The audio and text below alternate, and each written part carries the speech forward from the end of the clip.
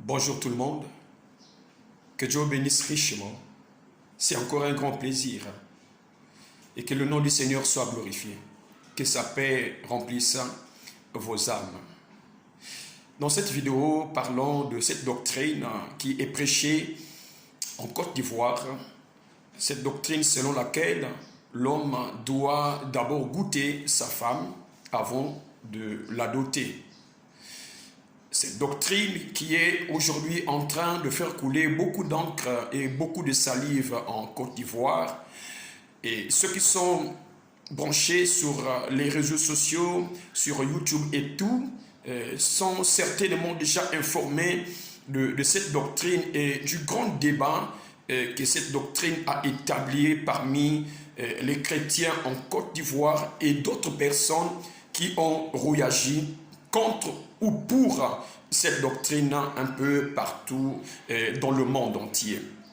En parlant de cette doctrine, nous parlerons de Gédéon de la Tutuva qui est l'instigateur de cette doctrine, de cette recommandation, incitant les frères à doter leurs femmes après une vérification ou encore après avoir goûté ces femmes.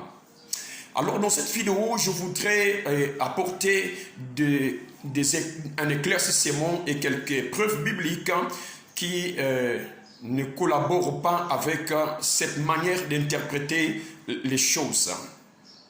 Alors commençons par parler de ces deux mots qui sont déjà bien connus, bien cités et entendus partout dans les églises et hors même des églises. Parlons de la fornication et parlons de l'adultère aussi. Vous avez déjà entendu parler de ces deux mots. Et vous savez que en parlant de ces deux mots, aussitôt que la personne entend cela, il sait que nous sommes en face de deux péchés. Mais qu'est-ce que la fornication? Qu'est-ce que l'adultère?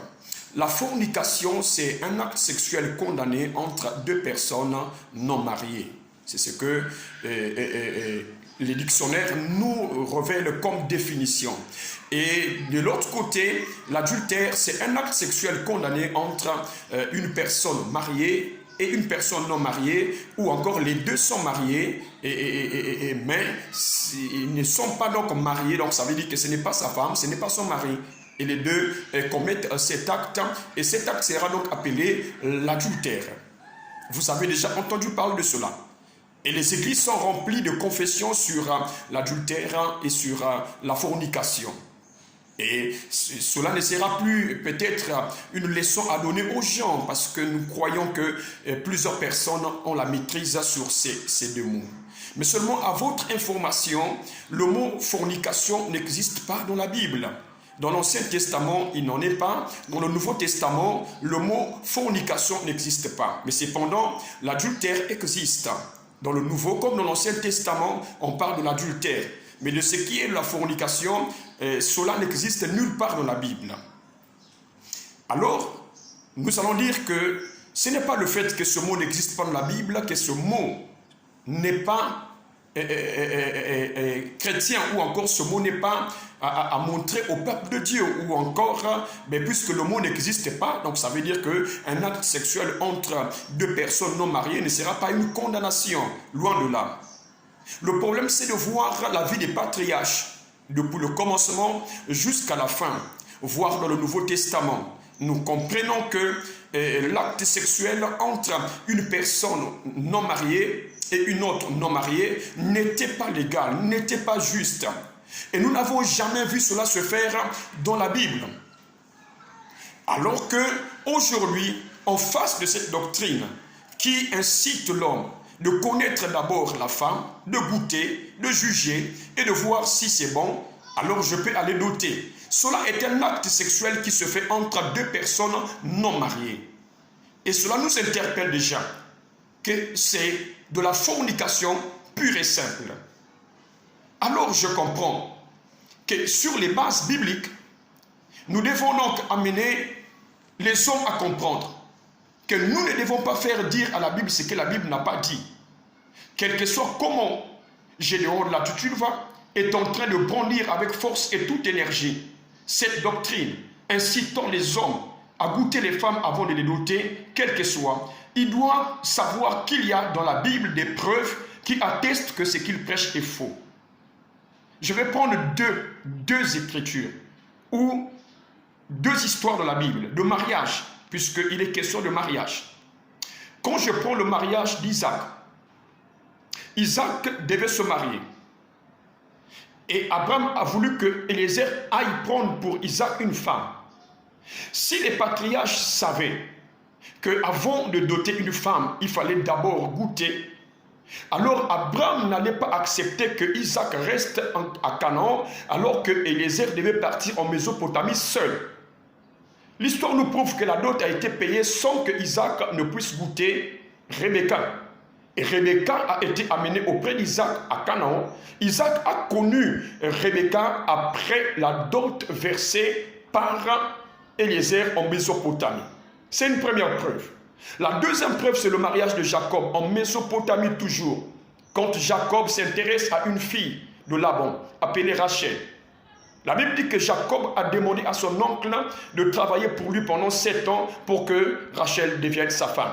7 ans après, c'est Léa qui a été donnée. Il a encore travaillé 7 ans et voilà, Rachel lui a été donnée. Mais jamais nous avons vu Jacob goûter d'abord Rachel et aller vers Laban pour dire je travaillerai pour toi 7 ans pour payer ma dot et que Rachel me soit donnée. Jamais cela n'a été fait. La Bible dit que le témoignage de deux frères, deux preuves bibliques que je viens de citer, nous attestent clairement que ce que Gédéon prêche n'a pas sa place dans la Bible.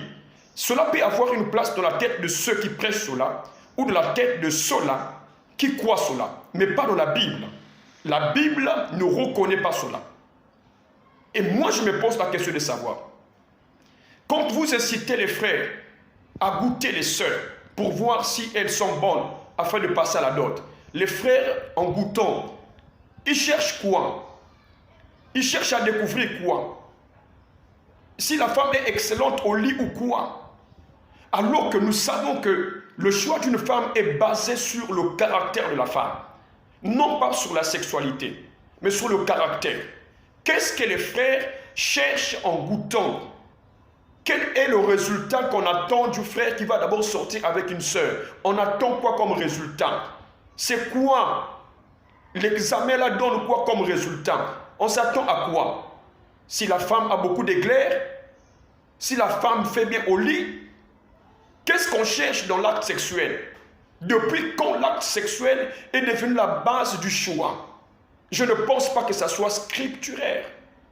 Alors, nous devons signaler haut et fort que cette doctrine ne vient pas de Dieu. C'est un déshonneur pour la femme. Et aujourd'hui, la femme va se retrouver avec 10 personnes qui l'ont goûté et chacun le disait, elle n'était pas bonne. Et on ne peut pas doter.